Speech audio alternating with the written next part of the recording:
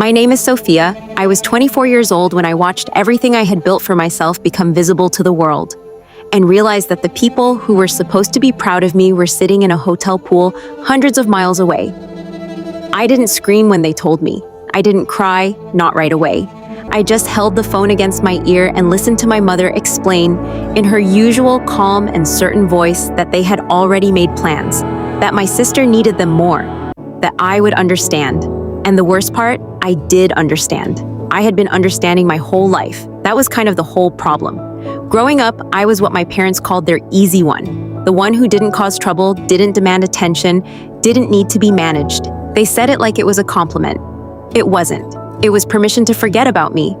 My sister was the one who filled every room she walked into. Her problems were louder, her needs were bigger, and somehow that always translated into her getting more. More time, more money, more of my parents leaning in when she spoke like they were afraid to miss a single word. When I spoke, they nodded. They smiled. They waited for me to finish. I paid my own way through college. Every single semester. Scholarships, night shifts, weekend jobs, a budget so tight I knew exactly which grocery items I had to put back. My parents helped my sister move into a new apartment that year. They co-signed her car. When I once asked, just once, if they could help me with a course fee, my mother smiled and said I was so resourceful, so capable. She said it like it was kindness. I hung up and transferred the money from my savings account and never asked again.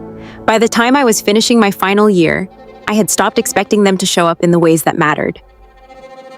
But I still called. Some part of me needed to hear it directly, needed to give them the chance to surprise me.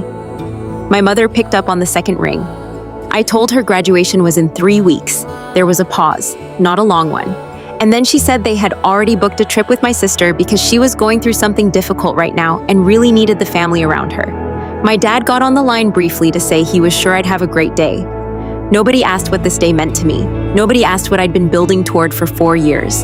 I hung up. I stood there for a moment, thinking about 2 empty seats in an auditorium. Then I said yes. I filled out the guest forms that week. Under family, I wrote 2 names, Daniel, Ruth. Graduation morning arrived quietly, no fanfare, and said simply, this is for believing in her. For being present, for showing up. The room erupted. People stood. Ruth covered her mouth. Daniel wrapped his arm around her and pressed his eyes. I had spent so many years believing that loyalty to family meant absorbing whatever they gave you and calling it love. I had confused endurance with devotion. I had mistaken tolerance for belonging. I know better now. Love is not a title. It is not a blood